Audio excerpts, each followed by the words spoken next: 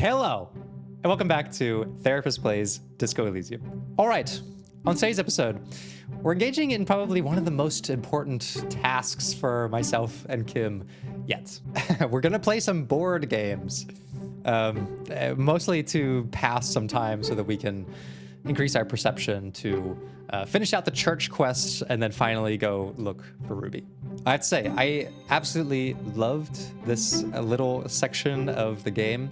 It continues to amaze me that, like, basically you could just totally skip or overlook something like this if you wanted to, but I feel like it adds so much value to the dynamic of your characters. The fact that this is kind of like a throwaway interaction is just kind of amazing.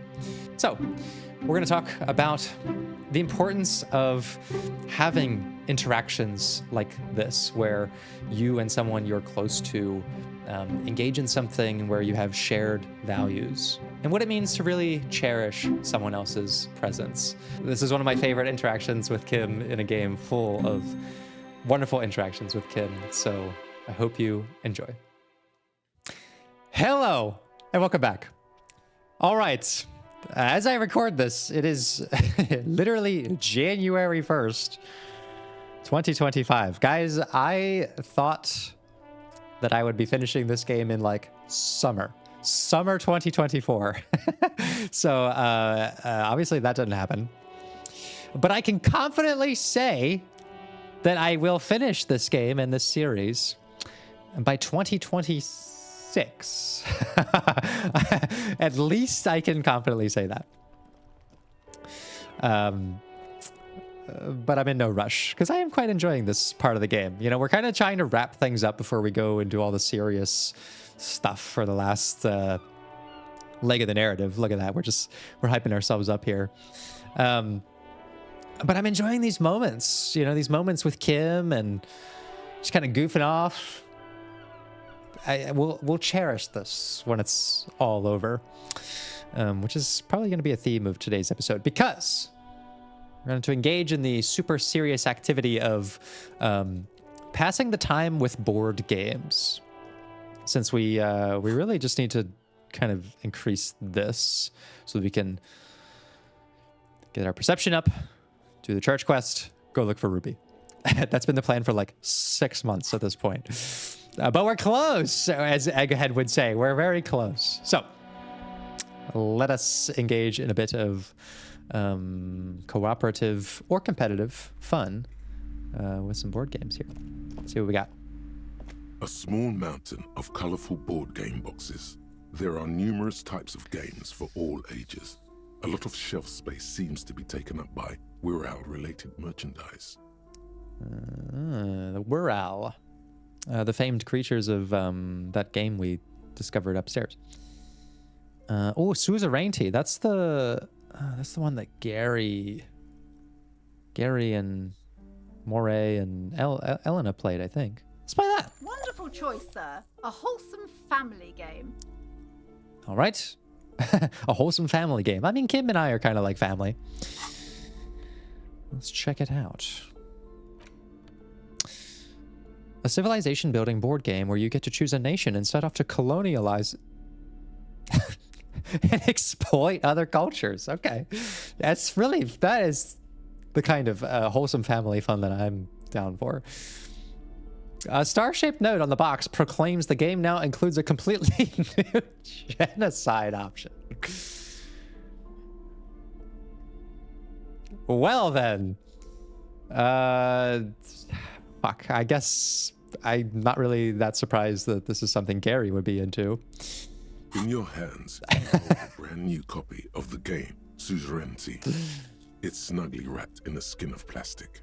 Okay. The cover features a charming illustration depicting a mass of grinning laborers loading goods onto a ship, while a richly dressed administrator oversees their work. Okay, let's give it a shake. The box has a nice heft to it. You hear the rattle of individual wooden tokens and feel their weight shifting back and forth. What treasures wait in store for you? The treasures of friendship, Even I before presume. you open it, you can tell that this will be a meaty game of grand strategy and complex player interactions. Oh yeah, I'm all about that shit. Now, I think this is going to put on display some interesting dynamics between myself and Kim. Now, by now, you guys are aware I have a bit of a superpower for pulling threads of psychological lessons out of any minor interaction. I really actually have no one to blame but myself for the length of this series. I mean, it's not supposed to take a year to play a game like this, but I find a way to make everything take an hour because every interaction has such like meaty psychological substance. And what I'm thinking about as I start this interaction is something called the propinquity effect. Propinquity. It has a fun name. It kind of sounds like Suzerainty, actually. But propinquity is this idea in psychology that basically, like, your proximity to people increases the likelihood that you're going to have interactions with them. And the more interactions you have, the more likely you're going to have encounters or moments where your sort of like values are going to be put on display, right? And those are some of the things that, like, when those values align with other people, even if they're small ones, they increase the likelihood that you're going to develop like a stronger bond or relationship with them. And so propinquity is studied in romantic contexts, basically the idea that like the more you interact with someone, whether it's just by seeing them, saying hi to them, complimenting, or working with them, the more likely it is that you could develop like a romantic connection, as opposed to just like a stranger. Of course, that can happen as well, but propinquity is built up on these sort of interactions. It's studied in like social psychology. So you can think of like the ecological systems of your school or your neighborhood or your college or your workplace. And like all of those things are increasing the likelihood that you're going to be around people who have similar socioeconomic status, similar interests, shared values, potentially, right? Like none of that's guaranteed, but it's just likelihood. Its proximity and its number of interactions, they increase the likelihood of having encounters where your values are sort of put on display. And that's kind of the situation that Kim and I are in. Now, Kim and I met as professionals. Okay. I'm a professional of the law. And that by itself kind of like, that could be enough to develop a connection. But it's kind of set up as like a temporary working situation between myself and Kim, right? Like there's no guarantee that we're going to be like partners for life. And also I feel like the way we arrived to Kim is very different than the way Kim arrived to us. Like Kim is a very self-assured person from what we can tell. Like he's kind of got his values figured out when we meet him. Like he knows what he believes about politics and the moral intern, and he has lots of thoughts about the world and like what's going too far with his position. Like we've seen him kind of be like, it'd kind of be okay to take a bribe once in a while. Like he knows a lot about himself, whereas like Harry, when we came to Kim, doesn't know shit. We kind of have this like, it's a little bit of a blessing, a little bit of a curse that we are an amnesiac. So we don't remember a lot of who we were. There's some fundamental behaviors and stuff that definitely show up in our behavior as a result of our past. So that's a curse, but it's also kind of a blessing because we've been given the opportunity to shape a lot of ourselves out of new interactions. And Kim's been a huge like source of inspiration for that, right? The more interactions with Kim that we have, the more he has helped to sort of clarify what some of those values are.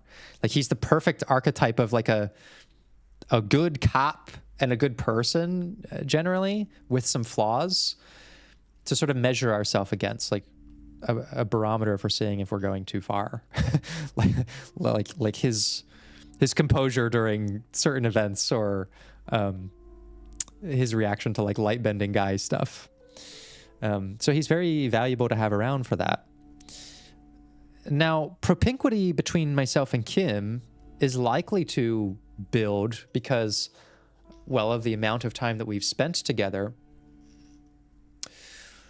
But I could also see a situation where we like spend a lot of time with each other, but don't necessarily become friends or like develop a stronger bond than just a working relationship.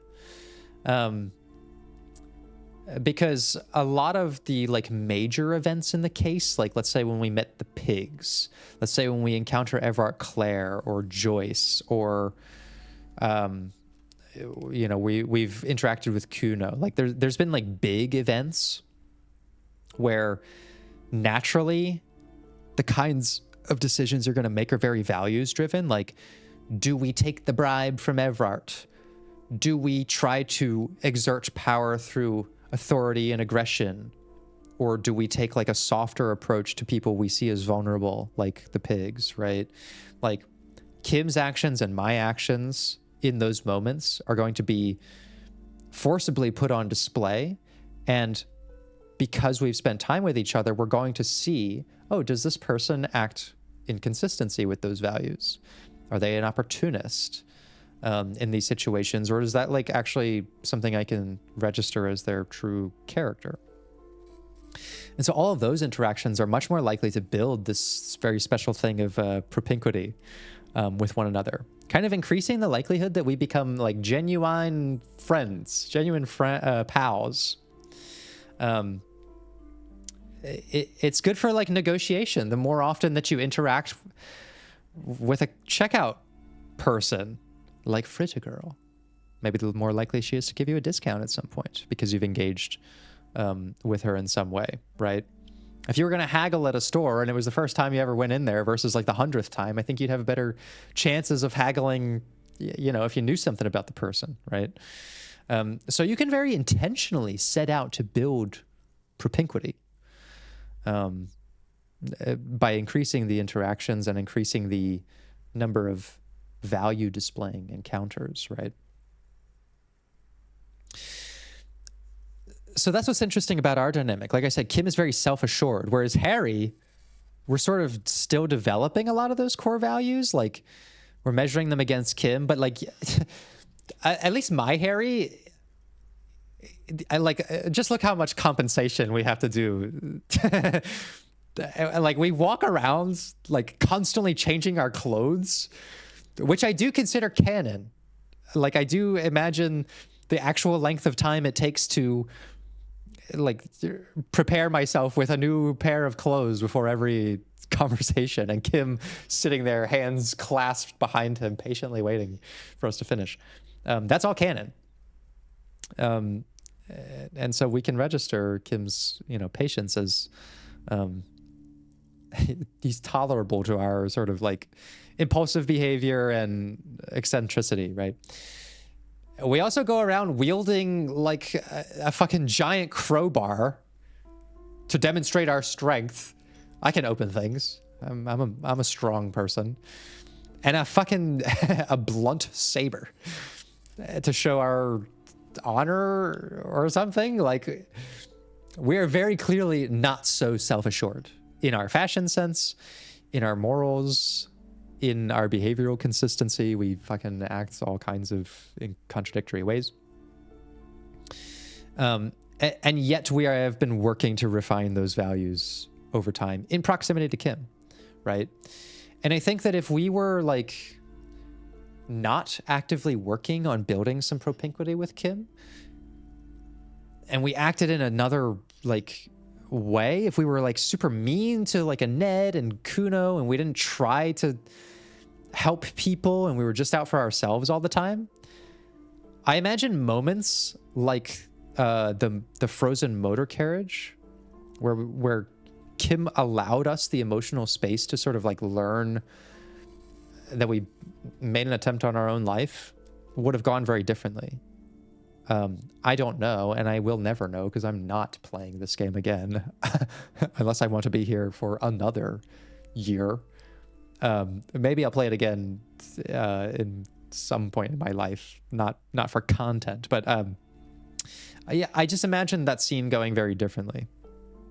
which tells you that Kim has also been building propinquity with us, right? Like, his conduct in our presence, it's not superficial. It's a direct result of like what he's seen us do, and he's seen us try, not always succeed, but try to be a better person and try to understand ourselves and other people. And, you know, we've been working a lot on our professionalism, and, you know, he allowed us to take the lead in cases like talking to the grieving wife. And so we have definitely been developing this propinquity, which is a very tangible way of saying like, we're pretty close, closer than just working friends now. But like I said, a lot of that has come from like big moments. But I also think that propinquity develops most in like the smaller stuff too. Like, I think about some of my strongest memories with close friends of mine, and you know, we've had like big moments, big celebrations, big arguments where we became closer afterwards after sorting things out, big trips that we went on, like defining moments in the timeline of a friendship. But honestly, some of the most like tangible things I remember is like getting lost on the way to something, and like just like having a conversation while we were sort of aimlessly wandering through the street. You know, sitting by a canal waiting for one of these bigger moments to happen, and just enjoying each other's silent company, right? Like, those are things that they exist between the big moments, but they really strengthen the very sort of like tangible but not always spoken about development of that bond, right? And sitting down to play a board game with Kim in the middle of the fucking case, like basically at the apex, right before the apex, is like such a fucking great way to develop, if not develop, but make assured the bond that we've had. So that's why I'm so excited about this little moment. So let's see how it goes. Let's take the plastic off. Plastic wrap rips off as easily as a bodice in a tawdry historical romance. Okay, open the box. There's a hiss as the lid slides off. Inside, you find a thick, full-color rulebook and more than a dozen pouches of various wooden components.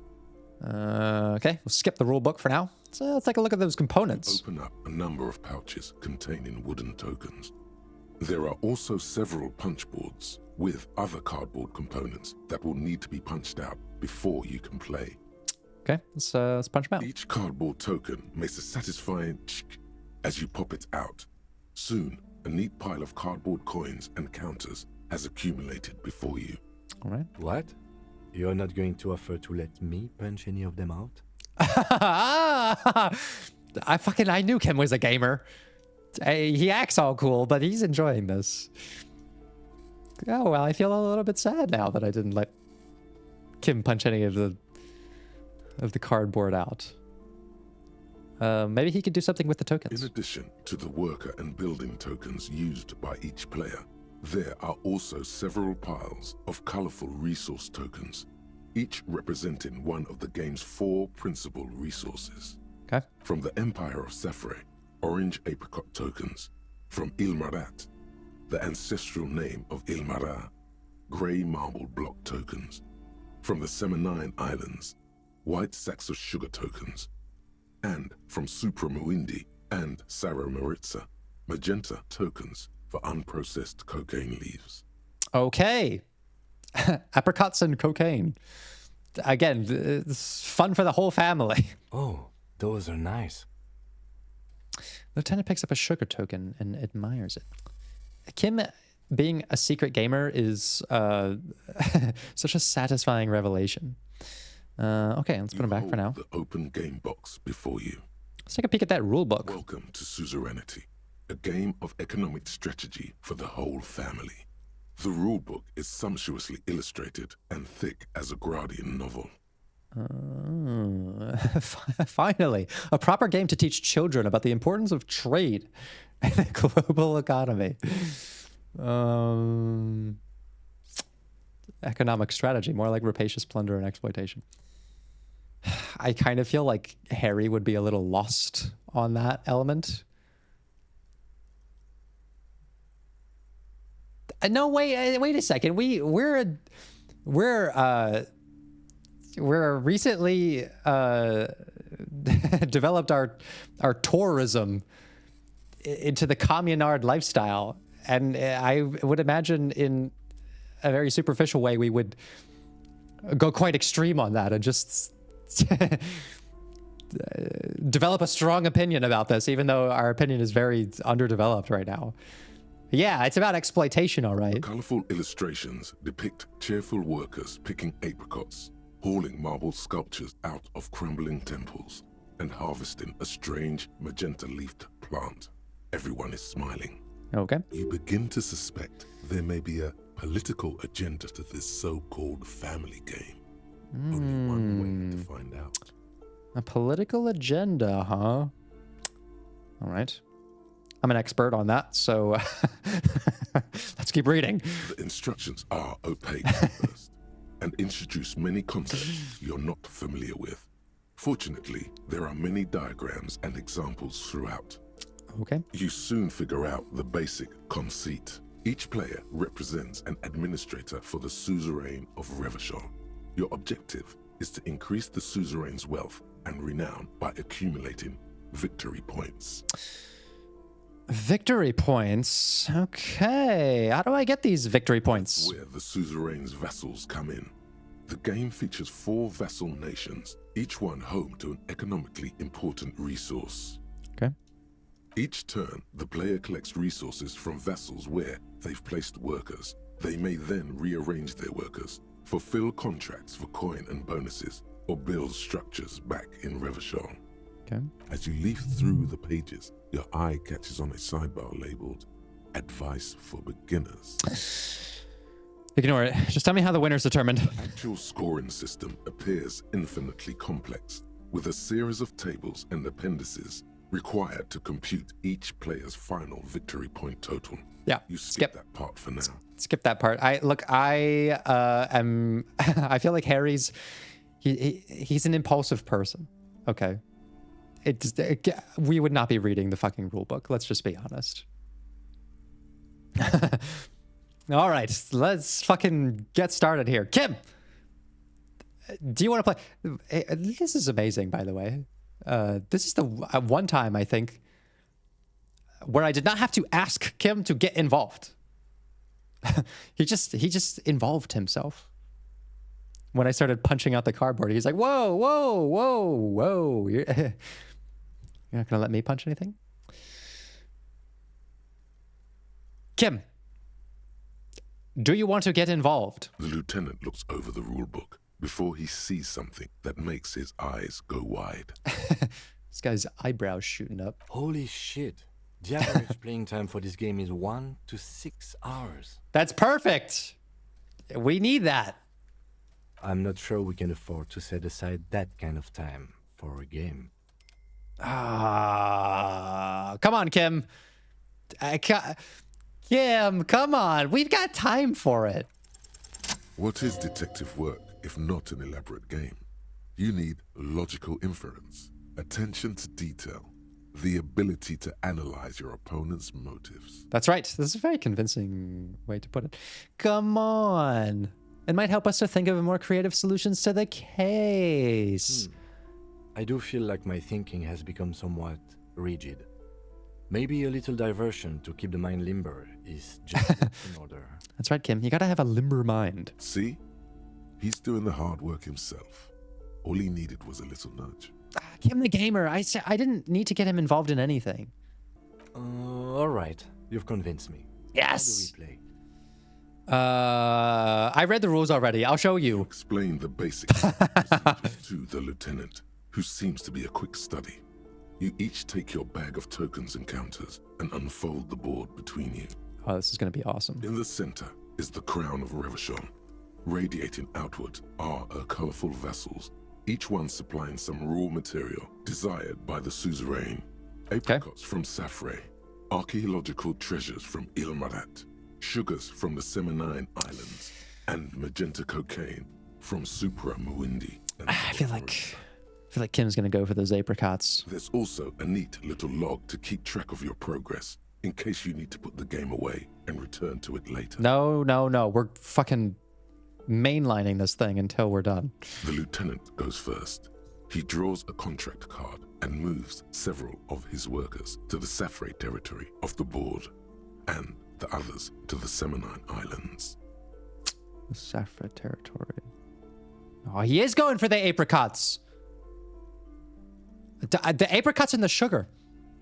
A sweet tooth Kim. I see the strategy. All right, detective, your turn. Okay. This is where the reading the rules really prepared me for my grand strategy. You have a few options available to you. Okay. Will you try to fulfill contracts right away, or rearrange your workers to maximize production on future turns? Future returns. No, that sounds like bullshit. I want the fast money now. Let's do a contract. What? We can also just do whatever Kim did. Ah, fuck it. I love that. I love the idea that, like, this is the game just confirming exactly what I said. Like, we use Kim so closely as a measure for, like, what is sound decision making, not just like in the real world, but in like a microcosm of the real world, like a board game, right? And that's like what I'm getting at with propinquity is the scale of the subject is not necessarily what's relevant. It's like, do you find something relatable about the person that, like, you want to model, right? If I feel like Kim is going to make a good decision in a tense conversation with a bad guy, I also think he's going to make a good decision in a game like this, if I trust his judgment wholesale, right? But I also trust my own judgment in a very limited way as Harry. As you can see, we're dual wielding compensatory items of our weak masculinity here. So I love the idea that we just would do what Kim does. But I also feel like I don't want to show my cards too quickly. I'm gonna go for the contracts. That's probably a good You strategy. draw a contract card offering a number of coins in exchange for archaeological treasures. Okay. You place all your workers on the Ilmarat territory. On your next turn, you produce 6 units of archaeological treasure and fulfill the contract for a handful of coins. Coins! I've got coins! Not bad, detective. Okay, Kim. Is he saying that, like, as a congratulations, or is he being a little deceptive? Fuck, I actually feel like what this means is he's actually 6 steps ahead of me. But not good enough. Damn it! Seems to be saying. I fucking knew it. Why is my rhetoric in real life so good? Shit. As he completes his own contract card, the Fuck. lieutenant is rewarded with 4 coins and a round wooden token. that 4 he places coins. in the center of the board. How many coins do I have? That's a market. It's worth 2 victory points. Whoa, what? He's already got victory points. Why don't I get one of those? I got coins. Why don't I get a victory point? Don't worry, it was mostly just luck. You'll earn some points soon enough. Here's how you know Kim is a fucking real one. And something kind of telling about him. I feel like he's the kind of friend who, like, he would feel bad if he just totally crushed us in this game. So he doesn't want to win, like, too badly. The vibe I get is, like, and I felt like this before too, is like, especially when you're trying to introduce someone to something you care about, or the point is not to win, but it's to just enjoy this person's company. Like, you don't want them to feel bad. Harry already feels inferior, and Kim knows this. So he's kind of like devaluing the victory points. He's like, don't worry. Like, one, this is just luck, okay? I'm not like a super strategist or anything, even though he is. And you'll earn some points soon. Like, it's very encouraging. He doesn't want us to feel too bad to the point that we'd be like, fuck this, I don't want to play anymore. Which tells us that he's enjoying his time with us, right? And like our recognition of that is really valuable. What is that patronizing tone? You're one of the Suzerainty administrators. You may need to put the lieutenant in his place. Shut the fuck up, Authority. Why are you trying to thwart my bond with Kim by coming in here and telling me he should be my enemy here? I feel very encouraged by this, actually. Not discouraged. Fuck you and your intrusive negativity. I'm not even sure what points are. That's part of the problem. Points are nothing. They don't exist. They're just an arbitrary convention that games use to reward or punish players for certain behaviors. Okay. Am I getting points right now, like in real life? There are some paranoid types who believe the moral intern keeps detailed score sheets for everyone in the Real Belt. But that's obviously nonsense. Okay. Otherwise, no. There are no points. Just your actions and the consequences of those actions. Fuck, man. Kim is just like handing out a perfectly sound life lesson to us in the middle of this without actually being patronizing. I think I love this man. Just like there are no honor points. None whatsoever. Fuck yeah, Authority, get out of my head right now. Okay, this is something else worth bringing up because it's very relevant therapeutically. This is what is called negative filtering.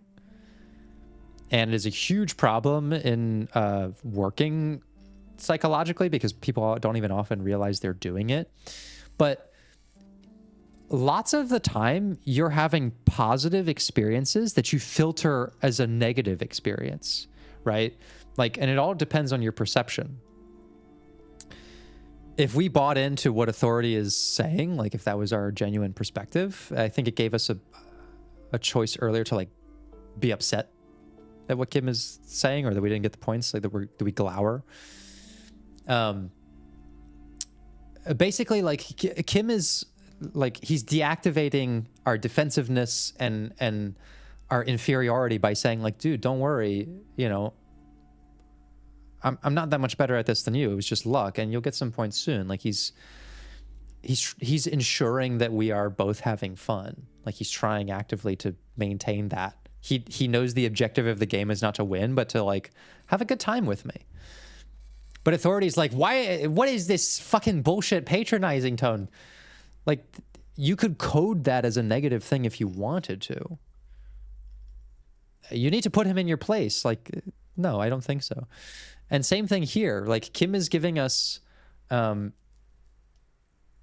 not only explaining the game to us, but he's also like, he's explaining a very nuanced concept about the world that like, in one sense, you know, points they're arbitrary for reward and for punishment. Like they are important for directing behavior, but in the real world, things are more complicated, right?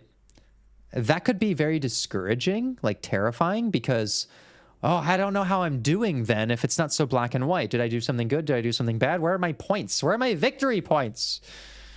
That could be terrifying. But it could also be reassuring, right? Because we could say, oh, so my actions are not so measurable by good and bad, meaning there's always an opportunity to change, to grow, to learn from those things in a very dynamic way, right? It's a pretty complicated life lesson that Kim just like fucking delivered to us in the middle of this game. And Authority's like, this is bullshit. We do this all the time, unfortunately. Negative filtering, like this used to be my version of it, is I would go see like something amazing in the theater, a great movie, and I'd come out and the conversation I'd be having with the person I went with was like, man, that movie was so great. You know, they don't make movies like this anymore. Every other movie I've seen recently has been trash. You know, I'll compare it to this bad movie, and gosh, the industry is just going to shit. Like, I can't believe this movie even got made because everything around it is so bad. Like, I just sound insufferable, and I didn't realize this, right? Because it is something that you have to be self-aware of, that rather than thinking about the positive experience you just had, you're thinking about all the negative experiences around it. And that's kind of what authority wants us to do right now. It wants us to be defensive to what are valuable life lessons, and also like a demonstration of Kim's sensitivity to us. Like, he's basically explaining this to us like we are a child, which we kind of are maturity-wise, without being patronizing. So I love that they give us these two options, because it is a choice. This is one of those things in psychology where I really think it is a choice to code your experiences as either positive or negative, right? It just takes a little bit of reframing. So I'm going to go with that's reassuring. That's just the way it is. The lieutenant doesn't find much value in dwelling on the subject. Yeah, he's also not making a huge deal out of it, right? Not amplifying our anxiety about, well, but how many points in life do I have? God, he's really just the fucking best friend. Now, I believe it's your turn. Okay. Glancing over the board, you see several possible strategies. Pressing more workers into service would increase your economic output and help you to survive a possible conflict with the lieutenant. Or you could ignore your labor supply and focus on fulfilling contracts for points and resources. Okay. I do like the idea of getting more points. Those aren't your only options. Okay. You could also show your workers how much you appreciate them by investing some of that wealth in them.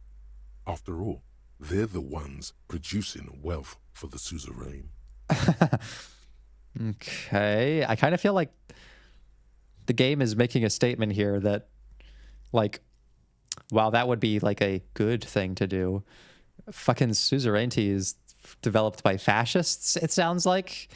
And that's probably a losing strategy in this game. Well, sure, you can do that. It's just not a terribly effective strategy, but then it's up to you.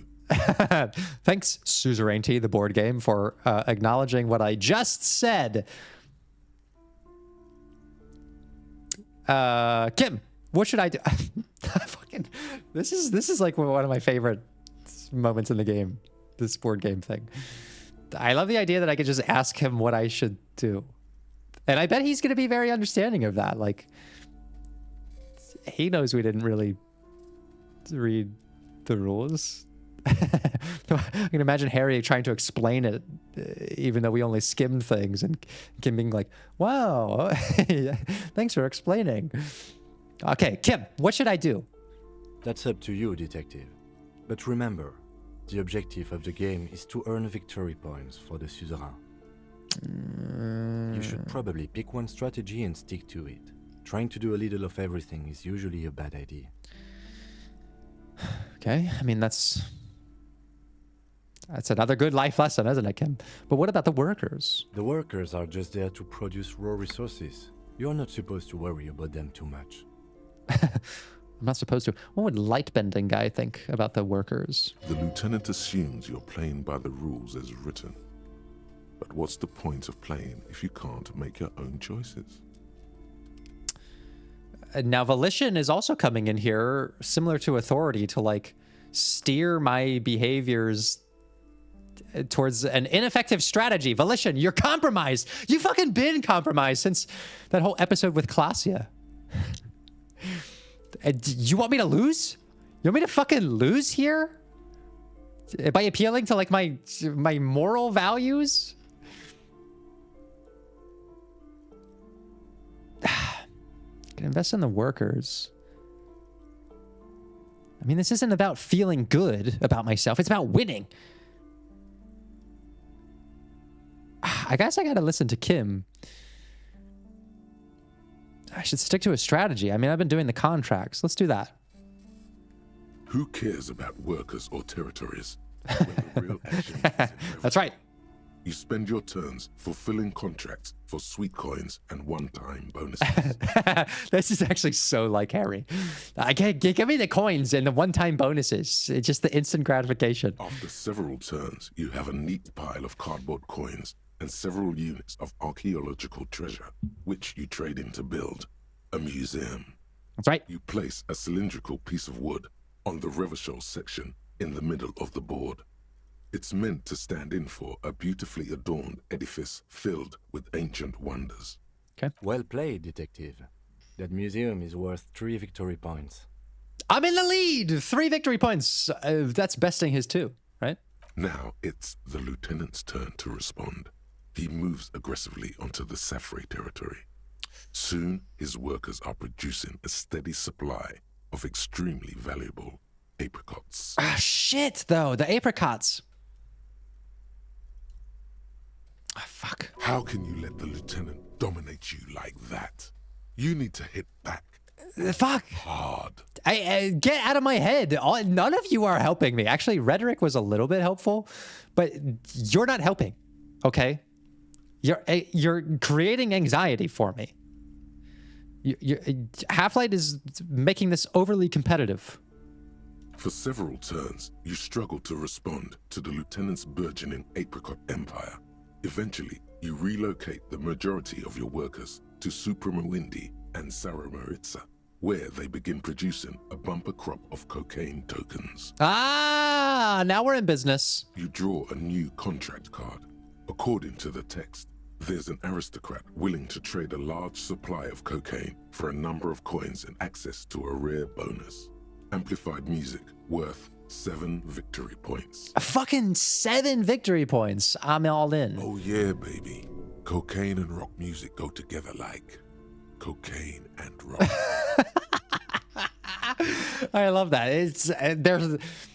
It's such a good comparison already that the only thing to compare it to is itself. You've reached a critical strategic juncture.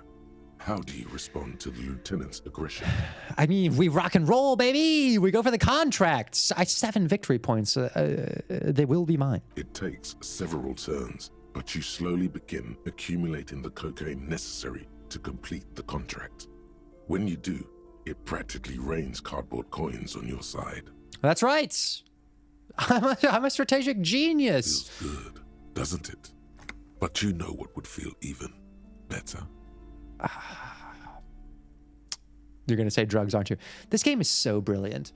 Like the profile of addiction, it has it on lock. Like the more our dopamine rush is happening, the more this is stimulating craving for like something even more stimulating for Harry. Oh man, and the game knows this. It knows that that's how we feel. It's why you're talking about drugs, aren't you? Drugs, specifically uppers. You should find some the first chance you get. I'm trying to be present with my friend. I need to get all these fucking voices out of my head. They're distracting me. While you daydream about speed, Kenneth has built himself a formidable economic engine of his own. See, and it's causing us the game. It's causing us the game. The end game is upon you. How will you spend the vast resources you've acquired for the glory of the suzerain? Okay, I mean, I don't know if we're gonna win this, so... Flipping through the manual, you find the most expensive structure in the game. The Revacholian victory column, worth 12 victory points. If you can successfully build it, victory will be all but assured. I mean, I like the sound of that. I'd like to build a victory column. We certainly wouldn't like to build a loser column. Alternatively, you could try launching a trade war to crush the lieutenant's economy, or you could blow all that money on a public education system for your worker tokens. I love how the game is like, yeah, you would just be blowing that shit. Like, it's clearly mocking the sentiment of this game that the most ineffective strategy is to do something good for people. I fucking love that. That's so brilliant. The choice is yours. I wonder if we can play this multiple times to sort of see some of that stuff. I mean, I gotta go for the victory column, right? I feel like we're way behind in points, so this is my long shot. We'll go for the victory column. Using the substantial coins and resources you've accumulated from diligently fulfilling contracts and constructing trade routes, you spend your final turns constructing the ultimate structure in the game, the Revacholian victory column. Okay. With a triumphant flourish, you remove a rectangular token from one of the satchels and place it next to your museum cylinder in the center of the board. Behold my vast accomplishments. They are nice tokens, yes. Very impressive. I get the feeling that Kim's got the upper hand here. Now, let's tally up the scores, shall we? He's already tallied them up. Computing the final scores is almost a game unto itself. You each spend an inordinate amount of time making stacks of coins, consulting tables, and struggling with basic addition and multiplication. Come on. How many points do I have? After double, then triple checking your maths, you have your final score.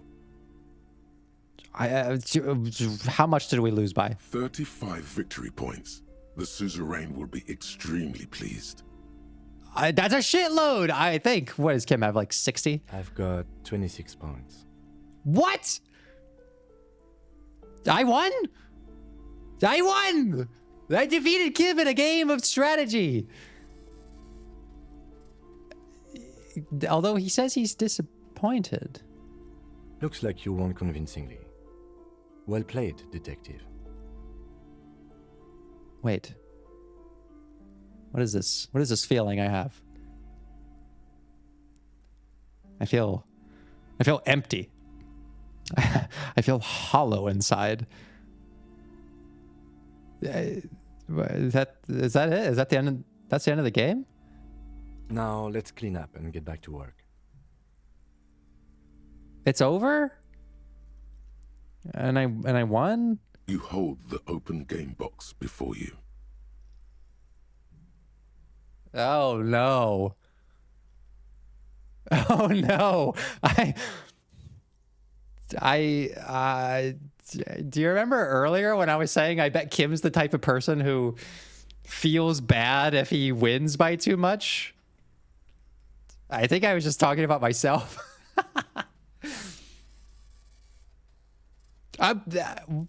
Fuck.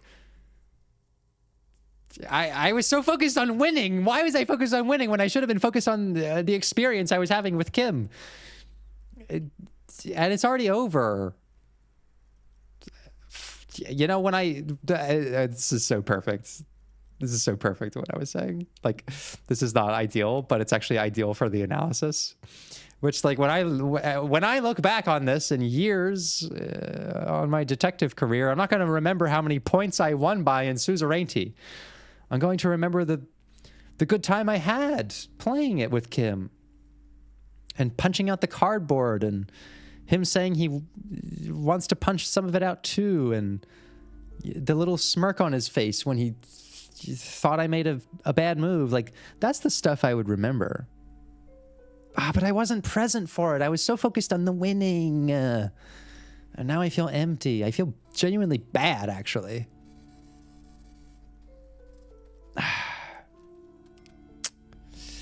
Well, that's kind of the point of this episode's lesson, though, isn't it? In a very perfect sort of way. Which is that, like, winning the game was not the thing that I value. I valued spending time with Kim. And clearly I value, like, maintaining a positive equilibrium with him as a friend. I certainly don't want him to feel, like, put in his place like Authority wanted. Like, that's not a value of mine. And this is a lesson for those of you who have been like I was and sometimes still am, who struggle with this whole negative filtering thing. Because I'm going to teach you the inverse of that, which is more positive filtering, positive reframing. Which is that in moments like this where you have lost something or failed something, like when I consider this a loss because I lost the enjoyment of the present moment in the pursuit of winning, which ultimately doesn't fucking matter to me at all. Or when I failed to have fun, or I failed to accomplish something. The way you want to look at that is that, like, yes, you lose something, but the thing that you also gain in terms of value is clarity. Like, they feel like negative emotions, but I consider them clarifying emotions. Loss, grief, shame, disappointment, all of that stuff. They're clarifying emotions because in the losing of it, you clarify its value to you, right? And despite this ending on an anticlimactic, disappointing note, what it tells me is that I really do value Kim's friendship, and he values mine more substantially. Like it is kind of the evidence that we need. This bad feeling that I'm sitting with, that I totally crushed Kim and Suzerainty. That bad feeling is clarification that, like, you know, my impulsive desires and my authority and my appeal to volition and all of this stuff, or even like the appeal to stimulation, none of those things mean more to me than like sharing a positive moment with my friend and not needing this to be about a sort of objective or gaining something. It is that bad feeling of disappointment that tells me I have actually earned that value and that it's real. And so just like you can have a positive experience and filter it negatively, you can have what we might consider a negative experience, like the end of this game, and filter it positively. That in the losing of something, we clarify its value to us, and we allow ourselves openness to explore that value again somewhere down the line. But I guess that's that. For now, we could just put the game away. Ah, I feel empty. I feel empty inside. Despite the things I just said, they are true, but they don't remove the emptiness totally. But they do make me feel the disappointment is proof that I feel close to Kim, and that I value him in our time together. I would even give up my foul son for him, and that's how you know I really mean it. All right, well, how do we do? 31%. Okay. Looks like we still got some time to kill before this is done. So I don't know. Maybe we can do another round of Suzerainty, or we got to find something else we can do to pass the time. Maybe read a book or something. That's going to do it for our episode today. Cherish the time you have with the people who mean something to you. Because it's not infinite. All right. I will see you all next time as we inch our way towards the end of this series. We'll get there eventually. Thanks for watching. I'll see you again very soon.